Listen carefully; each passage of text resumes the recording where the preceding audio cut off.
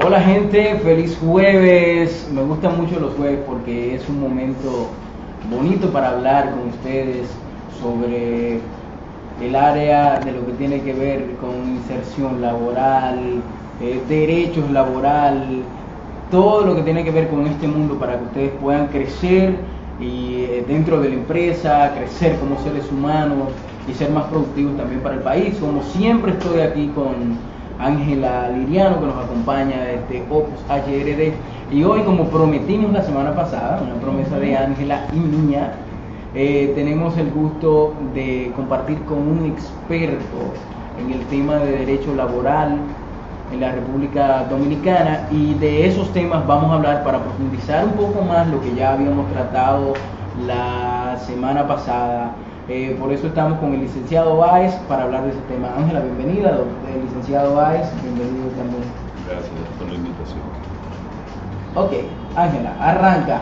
Vamos a dispararle de una vez. Bueno, en el día de hoy yo estoy muy feliz porque pudimos cumplir, como tú dices, nuestra promesa de traer a un experto en el tema de derecho laboral. Yo ayer puse un video en mis redes donde decía si tenían alguna pregunta. Hoy es una muy buena oportunidad para usted escribir ahí mismo abajo en los comentarios cualquier pregunta que usted tenga acerca del código de trabajo, derecho laboral, si usted siente que hay alguna mala práctica en su empresa y cómo usted quizá puede solucionar ese problema que está teniendo, pues hoy es un día muy especial y muy bueno para usted hacer esas preguntas, porque tenemos al licenciado Báez que nos va a estar respondiendo todas esas preguntas, que yo personalmente tengo también preguntas y que también yo sé que Melqui tiene muchísimas preguntas. Claro que sí. Doctor, licenciado Báez, antes que nada, ¿qué es el derecho laboral y qué áreas comprende en la República Dominicana? ¿Cuáles son las áreas de estudio? Bien, el derecho laboral, más propiamente el derecho del trabajo, es el derecho que rige las relaciones laborales entre empleadores y trabajadores. Cuando hablamos de derecho laboral o derecho del trabajo, englobamos todas las relaciones de trabajo en el país, pero hay que delimitar el campo de aplicación de las leyes que lo rigen. El derecho del trabajo,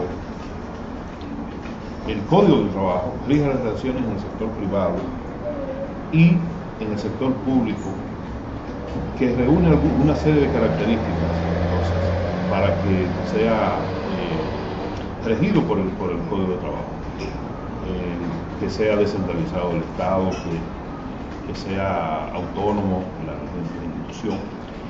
Pero en el caso del resto de la empleomanía estatal, que es centralizada el Estado, entonces la rige la Ley de Servicios Civiles y Carreras Ministeriales.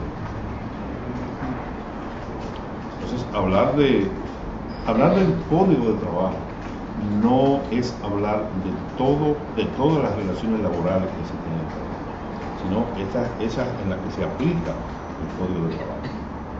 Okay. Bien, eso en cuanto a esa parte. Entonces vamos a hablar un poco, yo quisiera que, como estuvimos conversando usted y yo quisiera que habláramos un poco acerca de los tipos de contratos. Nosotros hablamos hace 2 semanas acerca del tema, pero queríamos como profundizar un poco más porque quedaron algunas preguntas en el aire con respecto a los tipos de contrato, a el significado de lo que es jus variandi, que es algo que me gustaría que usted podría aportarnos en el día de hoy. Okay. Hay diferentes tipos de contratos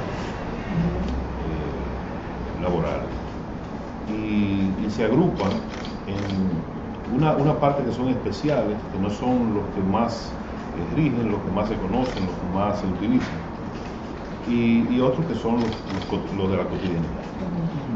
Hablamos de contratos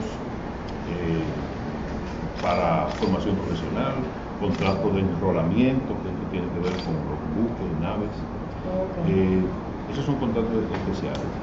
Pero los que vemos en el día a día son los que más abundan, son el contrato de trabajo por tiempo indefinido, contrato de trabajo por cierto tiempo y contrato para obra o servicio determinado. Ahí nos centramos. Esos son los más conocidos. Y una pregunta con respecto al tipo de contrato que es por obra, por tiempo específico. como empleador, mientras yo tengo ese trabajador y me estoy yendo ya como a las construcciones, yo tengo un subcontratista, yo tengo responsabilidad con la seguridad social y con todos los beneficios de ley a ese empleado que es temporal, o cuál es la diferencia entre ese y uno que sea por tiempo indefinido. ¿Quién tú eres en esa relación? Yo soy el empleado. Mire, vamos un poco más atrás primero para que se pueda entender. Okay. Los contratos de trabajo no son, un contrato de trabajo no es un texto, un documento que se suscribe entre dos partes y que rige esa relación. No necesariamente lo es. Okay. Hay que destacar que hay un principio fundamental, una característica especial, que se llama la preeminencia de los hechos sobre lo escrito. Y eso determina muchas cosas. La gente piensa, y muchos empleadores también se equivocan, piensan que si no hay un contrato escrito, no existe esa relación.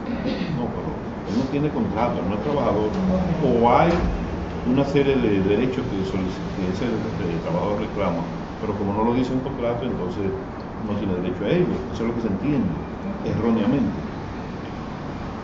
El contrato de trabajo se basa en la realidad de los hechos. Cuando hablamos de preeminencia de los hechos sobre los escritos, quiere decir que lo que se ejecuta en los hechos, lo que ocurre en la realidad, tiene más relevancia que lo que consta en un documento. O sea, usted quiere decir con eso, por ejemplo, que un contrato verbal tiene tanta fortaleza como un contrato que sea por escrito. Así mismo.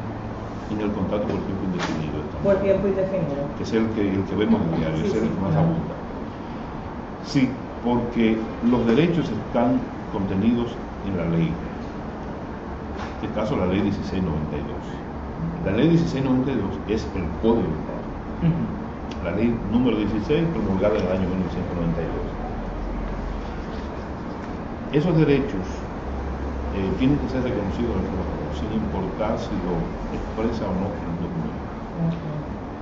Y no vamos más lejos. Si hay un documento, un contrato escrito, tiene todas sus cláusulas, pero una de esas cláusulas no se ejecuta en la manera que dice el contrato, y ahí viene la preeminencia de los hechos sobre los hechos.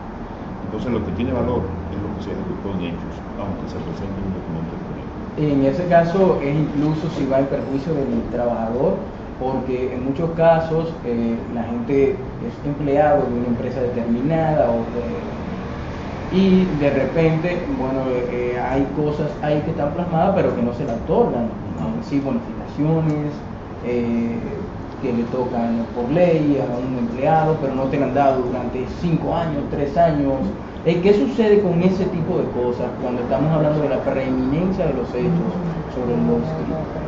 Ya esto entra en el ámbito de la reclamación de derechos que no sean reconocidos, ¿verdad? Okay. A eso te refieres. Exacto. Fíjense una cosa, hay derechos, los derechos que al trabajador le corresponden en un contrato de trabajo, al término del contrato y en vigencia del contrato en muchos casos, se dividen en dos grupos, que son las prestaciones laborales, que tenemos al final, y los derechos adquiridos. Toco eso ahora porque por la pregunta. Hablaste de participación en los beneficios, participación en los beneficios. Eso, los derechos adquiridos, que son participación en los beneficios, vacaciones y salario de Navidad, se tienen que disfrutar todos los años y no se acumulan. Es decir, que si un contrato de trabajo termina, el trabajador tiene 20 años de labor, puede reclamar por 20 años sus prestaciones laborales, pero no puede reclamar por 20 años su participación en los beneficios, su salario de Navidad, porque esos derechos no se acumulan. Claro. Entonces, eso tiene que reclamarse todos los años. Incluso puede reclamarse con el contrato vigente. Precisamente para que no prescriban, que ese es el término legal, la prescripción, la extinción del derecho por efecto del tiempo. Es decir, que no puede pasar 2 o 3 años sin que se le pague vacaciones, salario de Navidad, y cada vez lo pueda reclamar, lo tiene que reclamar al término de cada año, dentro de los plazos que la ley dispone. O sea, no te pueden deber unas vacaciones. Vamos a decir, yo no las tomé este año porque la empresa dijo, te necesito y no te puedes ir. Entonces al siguiente año ya tengo esto. Bueno, no. Fíjate que tú dices, la empresa dice te necesito. Ajá. Eso es otra cosa. Yo me refiero al ejercicio legítimo de un derecho. Okay. Que yo no la tomé por alguna razón, tal vez mía, y quiero que me la reconozcan 2 años de vacaciones. No me lo van a reconocer. Ahora, si es la empresa que te necesita y te requiere que te quede, entonces hay un acuerdo, se puede hacer, y ahí en ese caso sí. Estoy hablando del ejercicio de los derechos, pura y simplemente. Ya después que hay un acuerdo, en todo eso se da, el mutuo acuerdo, el mutuo consentimiento. En ese caso sí, ya hay un acuerdo previo, pero no una reclamación como una decisión tuya, unilateral. Sabes, licenciado, que cuando hablábamos de este tema, surgió una pregunta que a mí me llamó mucho la atención. ¿Te acuerdas, Merky, la pregunta acerca de las domésticas? Exacto. O sea, de las personas que estaban trabajando, también, sí, personas que trabajan con nosotros, pero que están de manera informal. Sí le pagamos un salario, sí tienen, o sea, pero ¿cuál es la ley? ¿Habrá alguna ley que ampare este tipo de trabajadores? Que no está registrado en TCS, no está registrado en AFP, simplemente un trabajador y basado informal. en eso del principio de la preeminencia de los hechos sobre lo escrito. Mire, el trabajador doméstico no está protegido por el Código de Trabajo, no le corresponden derechos, bueno, derechos me refiero a prestaciones laborales, incluso en seguridad social, sino de los derechos adquiridos, las vacaciones y el salario de Navidad. Vacaciones y salario de Navidad. Okay. Si es doméstico. Pero ¿quién es un doméstico? Buena pregunta. Que me formulo yo mismo. Bueno,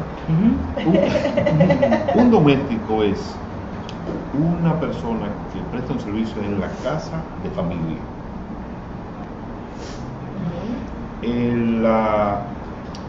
La señora que cocina en la casa de familia es una doméstica. Pero si cocina en una empresa, ella hace el mismo trabajo. Claro. Exacto. Pero entonces en la empresa no es. Entonces, El contexto es el que...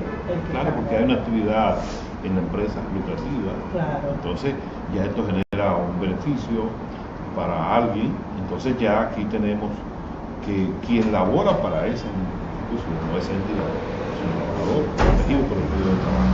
Entonces hay que ver quién es el momento. El que presta ese servicio, el chofer de la casa que traslada a los niños al colegio, es un doméstico. El jardinero. Ahora, ese chofer de la empresa no, o el chofer de la... Esta es una situación que voy a plantear, de la que me dijiste que plantear, ahora viene muy bien en este contexto. El chofer de la casa, el que maneja el auto, el automóvil, la familia, el que transporta a los niños, pero que también presta servicio para transportar al gerente de la empresa. Entonces ya, en esa duplicidad, prima la segunda. Claro. Es decir, él labora también para la empresa. Entonces ahí ya no le pueden negar los derechos. Entonces es un trabajador, trabaja para los dos, sí, pero trabaja para la empresa, que es una de las dos. Entonces ya tiene primacía la relación de trabajo en la empresa. Entonces ya ese no es doméstico. Claro, porque siempre la ley deberá ir a favor del trabajador en ese caso. Y más el Código de Trabajo que nació en medio de la Revolución Industrial para proteger al trabajador. ¿De qué año estamos hablando? Bueno, desde el 92. El Código. El Código del Trabajo de la República Dominicana. Bueno, el Código actual. Porque el primer Código de Trabajo fue promulgado en el año 1951. Me dice un escritor ya fallecido, cuando la era. Para no mencionar nombres. Qué bien, cuando la era. Ese código era muy bueno en su contenido, pero no se aplica. Claro. Era una pantalla. Porque la era. Sí. Eso era para Claro. para bajar un poco la presión internacional contra el régimen, de que ya se estaban descubriendo todas las cosas malas que hacían. Entonces mandaron a hacer un código muy bueno, pero no se aplicó. No se aplicó. Algunos contenidos sí, pero en esencia no. O sea, en 1992 se modifica sustancialmente ese código. Prácticamente se hace un código nuevo, o sea, es un código nuevo. Pero si se examina el contenido, hay muchas cláusulas, artículos, disposiciones de ese código del 51 que están en el código actual. Principalmente se pusieron en vigencia los tribunales del trabajo. Aquí no había tribunales del trabajo hasta 1992, sino que había un juzgado de paz de trabajo y había también una cámara de trabajo, pero en la mayoría de las jurisdicciones eran los tribunales civiles que también tenían atribuciones laborales, que eran algunos todavía en algunos puntos del país. Ya se han ido juntando muchos tribunales de trabajo, juzgados de primera instancia y cortes de trabajo. Incluso la Suprema Corte de Justicia también está dividida en salas o campos, que hay una laboral, que tiene otras atribuciones además. Entonces, así era como se aplicaba. Ya de 1992 se acaba, ya es otra cosa. Pero ha tenido por lo menos propuestas de modificación el código laboral vigente, porque casos como este llaman a preocupación de cualquier persona. ¿Cómo es posible que yo trabajo en la casa de cualquier persona, pero de repente yo no tengo derecho a tener un seguro médico de acuerdo con la ley vigente, o no tengo derecho a otros de esos tantos beneficios legales que disfruta una persona que trabaja para una empresa, cuando en realidad yo también tengo que mantener mi familia como cualquier otro ciudadano, otro trabajador? ¿Ha habido propuestas de modificación del código? Sí, hay una propuesta que eso se ha mencionado mucho, se ha debatido mucho, pero es una propuesta en cierto modo extraña, porque viene de la parte empresarial. Es la parte empresarial, el gobierno propone la modificación del código, y hay una serie de propuestas que no son las que más convienen a los trabajadores. A mí me gustaría, no sé, esto lo sugiero ahora, el tema de la modificación del código lineal. Me gustaría como que en otra ocasión sacar ese tema solo, porque puntualizar. Se está debatiendo mucho ahora, y hay que hablar mucho de eso. Claro que sí. No es posible en otra ocasión tratar sobre la modificación, exclusivamente sobre ese tema. Claro, Porque muy amplio. a mí me parece genial. Sí. Y agradable. Y agradable. Quisiera, si ese fuese el tema central, tratarlo en su extensión y una hora no da para muchas cosas.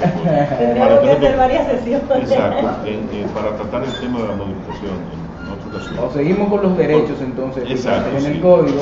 El otro tema que yo le hacía la pregunta era acerca del Déjame youth ban. concluir con los Claro. contratos. Claro. En los contratos, ¿sabes? Porque esa es una parte esencial, hay mucha confusión en eso. Entonces, hablamos del contrato de trabajo por tiempo indefinido, Ajá. que no tiene que ser por escrito, como decía. Exacto. Puede ser verbal, generalmente lo es, realmente es verbal. Y poco importa que no exista un texto, y hasta existiendo el texto, lo que vale son los hechos. O sea que no hay que preocuparse porque el trabajador no se le haya puesto a firmar un contrato de trabajo consensual. Se reúnen el empleador y el trabajador y se ponen de acuerdo en cuál va a ser la prestación del servicio. Que el Código de Trabajo, la ley 1692, el artículo 1, lo presume, el contrato de trabajo, que contiene tres elementos: la prestación del servicio, la remuneración y la dependencia o subordinación. Después que ya se acordó y se cumple con la jornada de trabajo, entonces ya hay un contrato que hace acreedor de todos los derechos al trabajo. sea escrito. El otro es el contrato por cierto tiempo, ya aquí tocaba algo de eso. Ese contrato es por una temporada. Incluso se ve ahora en estos días. El de la Navidad se da mucho. Exactamente. Ese contrato por cierto tiempo, porque los lugares de venta de productos, las tiendas, los mercados, la clientela aumenta, aumenta la venta por los ingresos que los trabajadores reciben de año. Entonces, como hay más venta, se necesita un personal adicional para cumplir con esos requerimientos. Entonces se contratan trabajadores que no es por 2 meses, que no es por 3 meses, sino por la temporada. Quiero decir que no se estipula que va a ser exactamente por ese tiempo, pero ese contrato termina cuando esas causas desaparecen. Ya la temporada alta ya bajó, Voy a decir la que presión. después de Reyes, ya ustedes lo contrataron en noviembre Sí. para el Black Friday y todo eso hasta el día de Reyes. Bien, ese contrato no termina sin responsabilidad. Eso quiere decir que no hay que pagar prestaciones laborales. El salario último ya. Y la proporción del salario de Navidad, que en todos los contratos hay que pagar. Oh, mira qué bien. En todos los contratos hay que pagar. Así sea de un mes. Sí. Solo que va a ser una proporción. Obviamente. Claro, Sí, una proporción. Entonces el tercer contrato es el contrato para obra o servicio determinado, que fue por ahí antes de empezar. Se ve en los trabajos de la construcción, donde más se ve. En otros renglones también. Ese contrato, la ley exige que sea por escrito. Ese sí tiene que ser por escrito. El de las obras, el de construcción específicamente. ¿Por qué la ley exige que tiene que ser por escrito? Porque se trata de la realización de una labor muy específica, propia de la especialidad del trabajador. Pero no solo por eso, sino porque el propio trabajo es que determina que sea así. Porque la naturaleza de los contratos, o sea, la clasificación de los contratos de trabajo, lo define la naturaleza del servicio que se va a realizar. Ese es otro detalle que hay que ver. O sea, en los trabajos de la construcción hay diferentes segmentos en la obra. Entonces, si alguien es técnico electricista, se va a trabajar, ¿en qué va a trabajar? En la instalación de la electricidad del edificio. Claro. Y cuando termine ese trabajo, ¿qué va a hacer? Ya concluyó. Sí, exacto. Porque para eso lo contrataron, Claro. pero no solo que lo contrataron para eso, sino que esa es su especialidad y ese trabajo tiene un tiempo, un momento de determinación. Una etapa. Ya. Los pintores, Solo que pueden no son- trabajar al final. que no son los artistas plásticos, los pintores, cuando pintan el edificio ya terminaron. Sí. Entonces hay que especificar eso muy bien, la ley lo establece así, que sea por escrito, para que se delimite claramente que es para él. Y esos contratos también terminan sin responsabilidad para las partes, pagando la proporción de salario de Navidad. Ok. Y finalmente, que hay otro detalle interesantísimo en esa parte. Ese contrato se puede convertir en un contrato por tiempo indefinido. ¿Cuándo? Cuando un empleador, estamos hablando de la construcción, porque en ese se ve más claro, una empresa constructora de edificios, de infraestructura, contrata a unos trabajadores para pintar, porque concluyó una obra, o sea, porque está concluyendo. Pero entonces él tiene otra obra en otro lado, esa misma empresa. Y su contrato termina, los trabajadores ya concluyeron porque ya terminaron de pintar. No fue que el empleador decidió despedir ni nada de eso, sino que concluyeron los trabajos para el que se contrataron. Pero entonces los contratan para pintar en la otra obra, en la nueva. Pero hay tiempo, 2 meses mínimo. Entre un trabajo y el De otro. un trabajo y otro. O sea, si el contrato termina y lo contratan antes de que concluyan 2 meses después de que terminó el primer contrato, ya en el segundo, cuando termine ese contrato, ya se asimila esa terminación a un desahucio. Que ahí sí entonces tiene responsabilidad de los derechos adquiridos y de las prestaciones laborales, de todo. Mira qué interesante. Eso es muy importante que la gente lo sepa. Ahí, en ese mismo sentido, hay un caso que me parece similar, pero me gustaría ver cómo usted lo trataría a la luz del Código Laboral Dominicano. Ahora mismo nosotros tenemos el tema de la industria cinematográfica, que está teniendo auge en la República Dominicana y que el gobierno ha adoptado políticas públicas para beneficiar a ese sector y proyectarlo. Las personas que son contratadas, vamos a decir, para hacer una película, yo soy el editor, yo voy a trabajar, vamos a decir, en la parte final, puede ser. Esa es una persona que, parecido al pintor, lo que viene y hace al final, ensambla todo y le da los últimos tintes hasta que está listo y se lo entrega. Pero también está el productor, que está en toda la etapa, desde decir necesitamos los permisos hasta contratar a otras personas. Y bueno, hay gente que está en la etapa. Es parecido, se pueden adquirir derechos de la misma naturaleza en ese caso. Mira, como esto es nuevo, yo me guío por lo que decía al principio, la naturaleza del trabajo. Yo le explicaba los 3 contratos más comunes que han definido cierto tiempo de obra o servicio determinado. El que trabaja para una empresa de manera cotidiana para satisfacer necesidades normales, constantes y uniformes, como así mismo lo que se ve esa empresa, que es permanente. Ese contrato es por tiempo indefinido. Me hablabas del director, algo así. Del productor, por ejemplo. Sí. Pero esto va a durar un tiempo que uno no sabe cuál es. No, regularmente te dicen, o sea, nosotros vamos a el rodaje, la producción completa va a durar 2 meses o 1 año. Puede pasarse con 1 semana o 2, pueden quizá ahorrarse un poquito de tiempo, pero habitualmente hay un rango. Sí. Pero que ya quien está realizando el rodaje es con respecto a una producción, pero hay una productora, una compañía productora, que hace películas. Esa es su actividad normal, cotidiana. Si esa persona trabaja para esa película, ya él tiene un contrato indefinido. Ahora, me hablabas de otra parte, de alguien por un mes.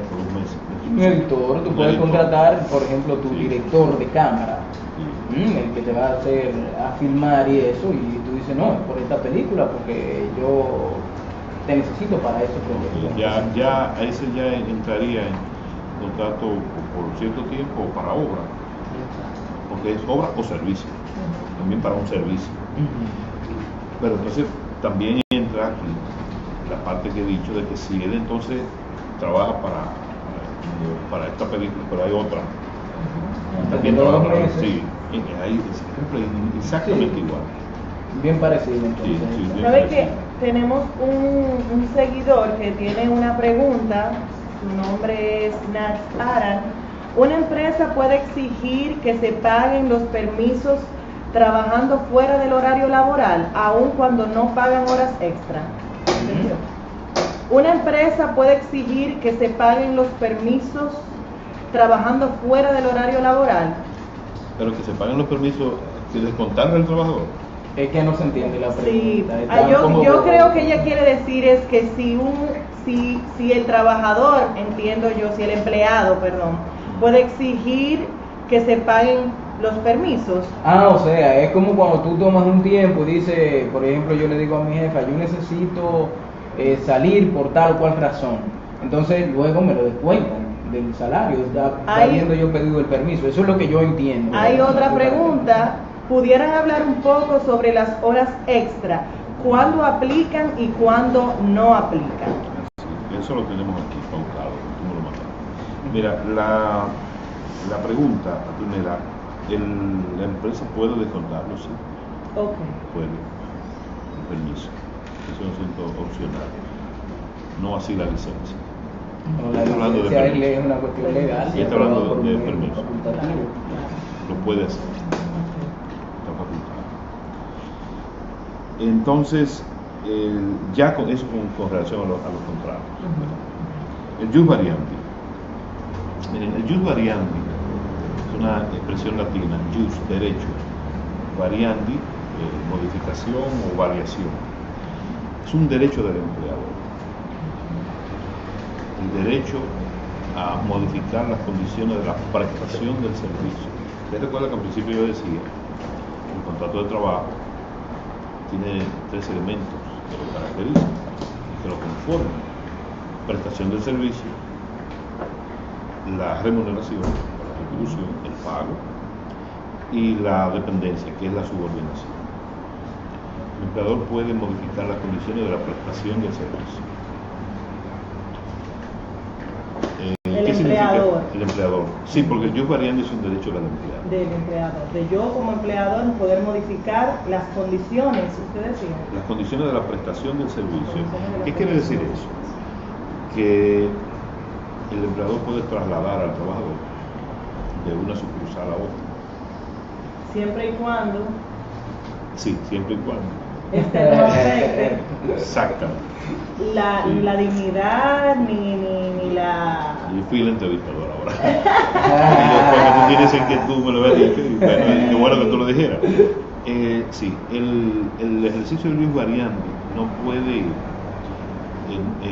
perjudicar ni la esencia del contrato, ni moral ni materialmente el contrato. Tiene que ser un ejercicio razonable. Es decir, por decir un ejemplo de las instituciones que más necesitan trasladar porque tienen muchas sucursales, los bancos.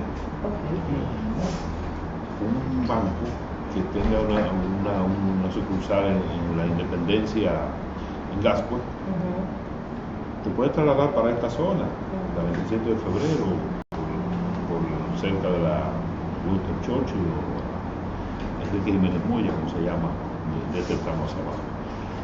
Pero no te puede trasladar para Santiago. Exacto. En el ejercicio del jus variandi. Entonces, el ejercicio del jus variandi, ejercido de esa forma, violando derechos, entonces se convierte en un abuso de derechos.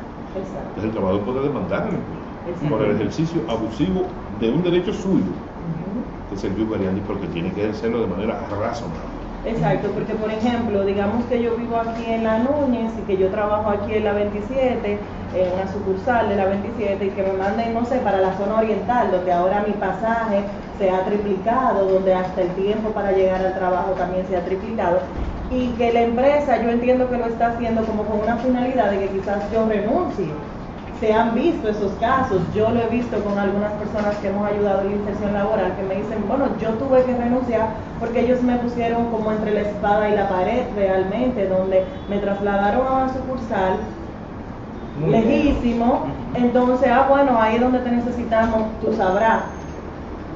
Bueno, ahí ya te dije, es un abuso entonces. Es un abuso. Si le perjudica realmente. Claro, claro. Entonces se puede demostrar eso. Claro. Que tú vives por aquí, tú tienes tu familia, tú estudias en la universidad por aquí, por esta zona, entonces te ha sacado de tu hábitat. Entonces, si eso se puede demostrar, el trabajador puede radicar una demanda. Claro. Mediante un procedimiento, ¿verdad?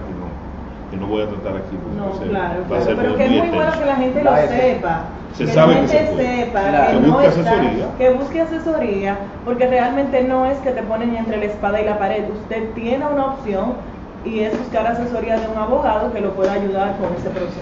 En ese mismo sentido, el jus variandi, usted dice que es un derecho del empleador a variar las condiciones de las prestaciones del servicio. De la prestación, para no confundirnos con prestaciones laborales que son otras cosas, que ya vamos a ver ahora. Entonces, en ese mismo sentido, pudiera o contempla el marco legal que te puedan, por ejemplo, a lo interno de la organización, de la empresa, cambiar de puesto hacia abajo. Vamos a decir, yo soy gerente hoy y luego digo, no, yo te necesito a ti en realidad de supervisor. ¿Es un derecho que tiene el empleador? No, porque como decía que tiene que ser un ejercicio razonable, La razonabilidad entra también en este punto. Tú no puedes ser degradado. No puedes ser degradado. Hay traslados dentro de la misma empresa, dentro del mismo recinto, y hay cambio de posiciones. Pero ya eso no es lo mismo. Porque no es ejercicio de jus variandi una promoción. Eso es una promoción. Claro. Eso se logra a través de méritos, Claro. Oportunidades dentro de la empresa. Ujú. Hablamos de condiciones de la prestación del servicio. No hay jus variandi, no es ejercicio de jus variandi una degradación, ni puede hacerse. Exacto, es susceptible de demanda. Sí, claro que lo es. Hay quienes le han cambiado una posición y lo han aceptado, pero el salario no se lo pueden tocar.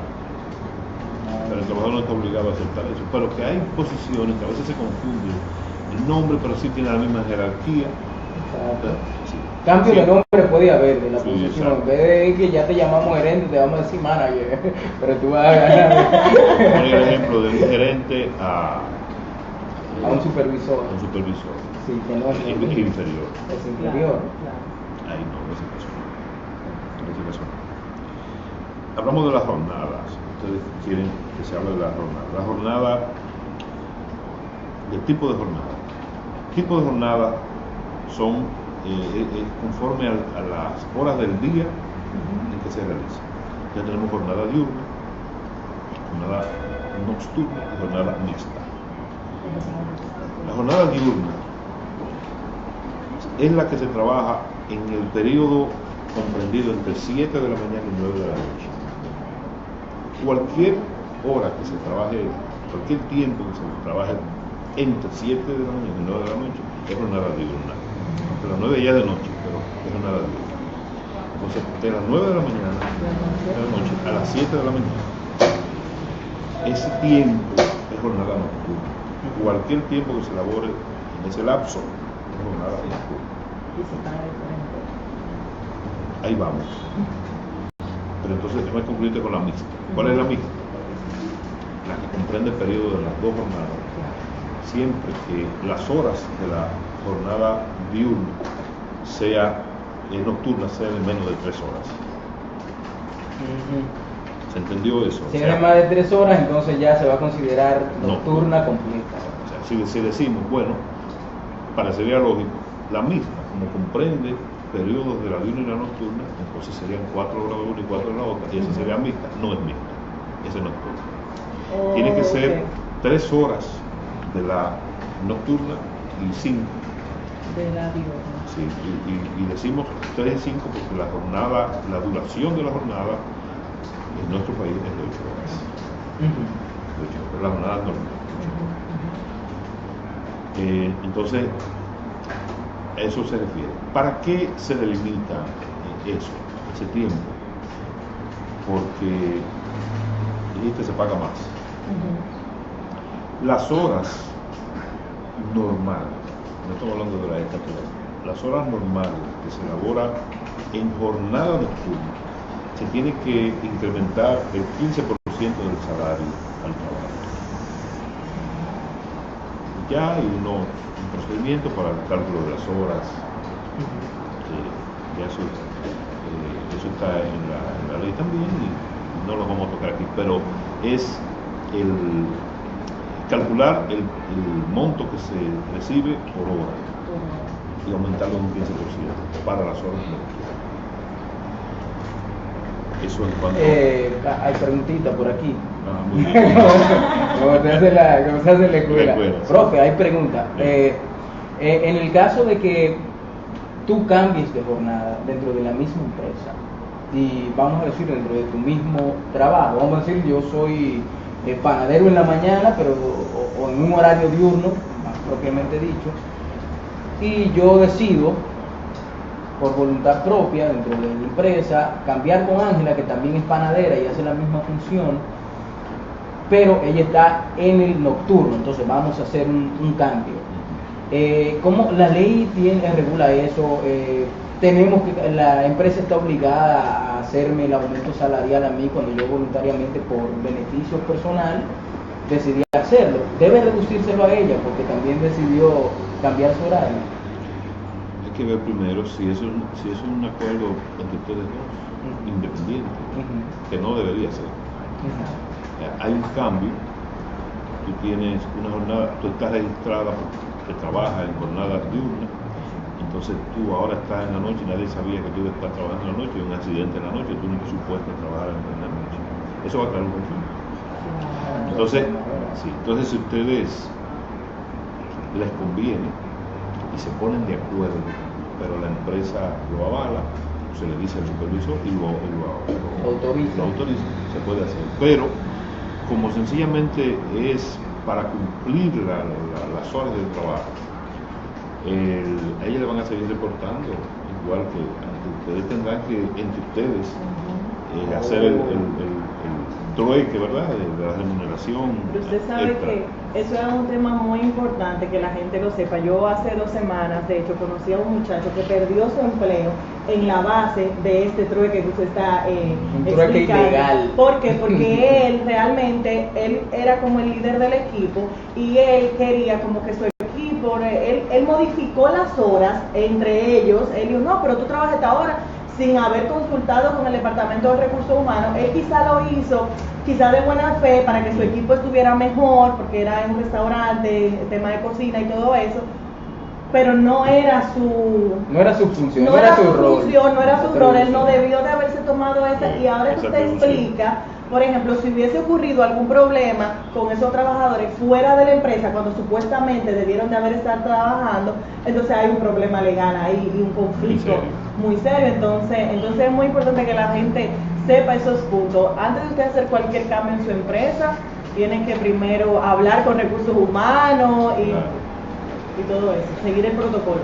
Señores, antes que nada estamos conversando con el licenciado José Báez, que es especialista en Derecho Laboral, un tema que habíamos iniciado la semana pasada y nos comprometimos a traer a una persona que pudiera abundarnos un poquito más y profundizar en algunos temas que estaba así. Así que ustedes sigan con nosotros, sus preguntas las pueden hacer, que el licenciado Báez está aquí para eso. Entonces continuamos con las horas extras. Las horas extras, un tema muy importante para mucha gente, porque lo ha preguntado mucho ya. Las horas extras son aquellas que se elaboran en exceso o por encima, así lo define el Código del Trabajo. La jornada extraordinaria es la que se rinde por encima o en exceso de la jornada normal. ¿Cuál es la jornada normal? Que ya hablamos, 8 horas. 8 horas. Cualquier tiempo superior a 8 horas diarias se computa como hora extraordinaria o jornada extraordinaria. Hay que puntualizar aquí que las horas extras se calculan semanalmente. Entonces hay empresas que tienen una práctica que consiste en que ¿cuántas horas se trabajan 44 horas a la semana? Son 8 horas de lunes a viernes, que son 5 días, eso son 40 horas, y 4 horas del sábado hasta el mediodía. Pero hay empresas que no abren sus puertas el sábado, y acuerdan con sus trabajadores que laboren 1 hora más en la semana por 4 días. Y así nadie vaya a trabajar los sábados. Como al final de la semana las horas de trabajo van a computar 44, entonces no hay horas extras, aunque haya trabajado 1 hora más en la semana. O sea, eso es una práctica. Sí, eso se da en la práctica. O sea, pero ¿qué quiero decir? Luz del derecho, entonces no es legal. porque no. La práctica, bueno, si vamos de nuevo a la preeminencia de los hechos sobre lo escrito. Aquí es un acuerdo, porque si lo vemos de la manera más estricta, vamos a decir que no es legal porque está trabajando 1 hora más en la semana. Claro.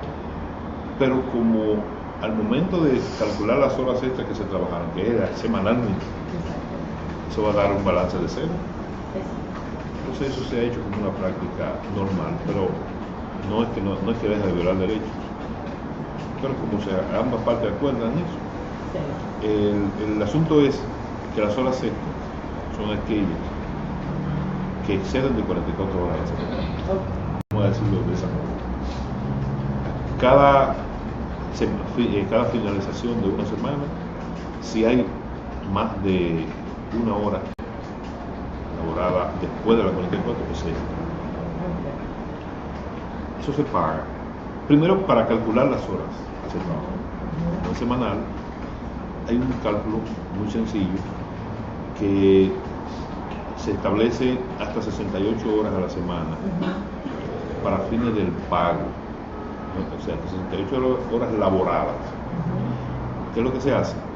Que cuando un trabajador labora 68 horas en la semana, se le restan esas 78 a las 44 normal. Y la diferencia, que son 24, se tiene que pagar con un incremento del 35%. Las horas extras, señores, atención pueblo dominicano, 35% extra a sus horas extra. Hasta, qué bien. hasta 24 horas Okay. que se haya trabajado Hasta 24 horas en la semana.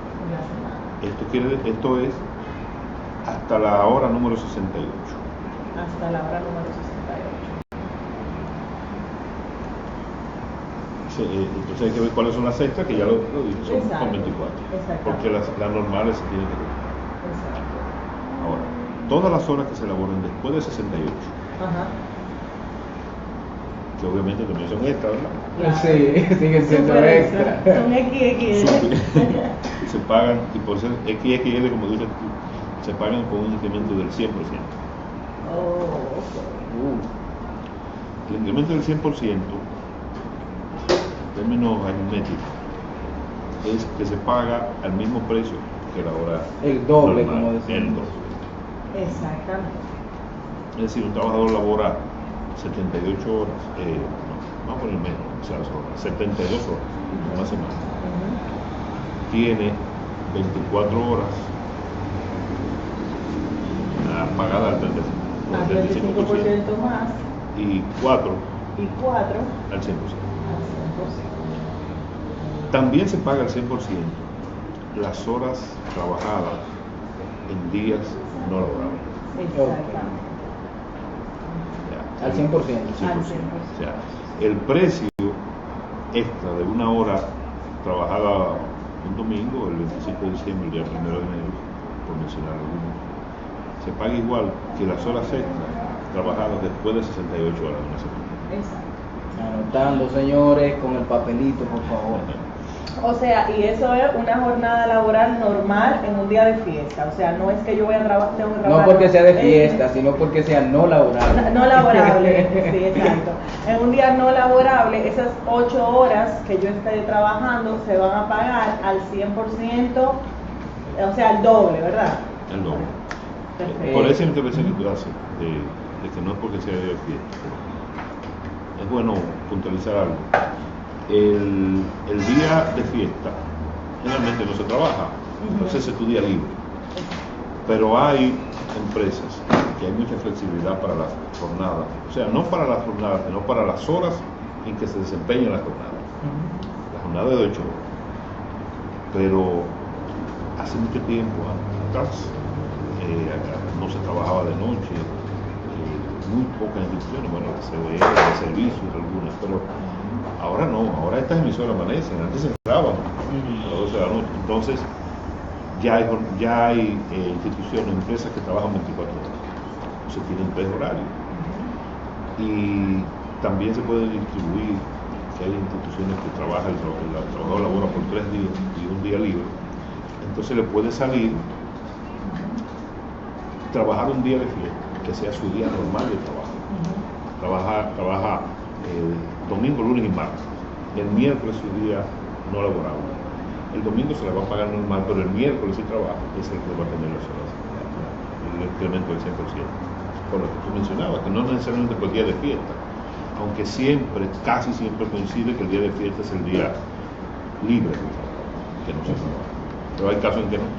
Bueno, licenciado Báez, nosotros tenemos hoy el tiempo arriba, digamos una hora, pero es que esto ha sido tan interesante que se nos ha ido un poquito. Y yo tengo 1000 preguntas todavía ahí, pero quisiéramos comprometerlo a usted para que lo adelante. Bueno, yo usted nos había hablado de hablar sobre el proyecto, la propuesta de modificación que ha hecho el sector privado de la República Dominicana al Código Laboral.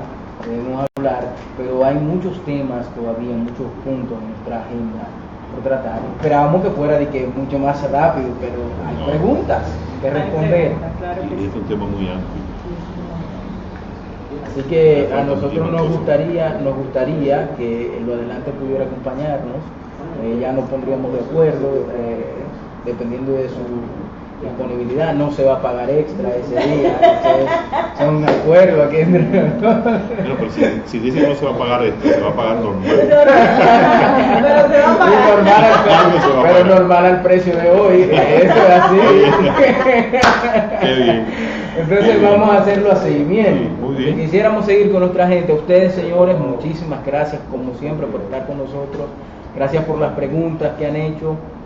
Y esperamos que esto haya sido de mucho provecho para que ustedes puedan seguir en su crecimiento personal en el ámbito laboral. Melquisedec Avelino, Ángela Liriano y el licenciado José Báez estuvieron con ustedes hoy.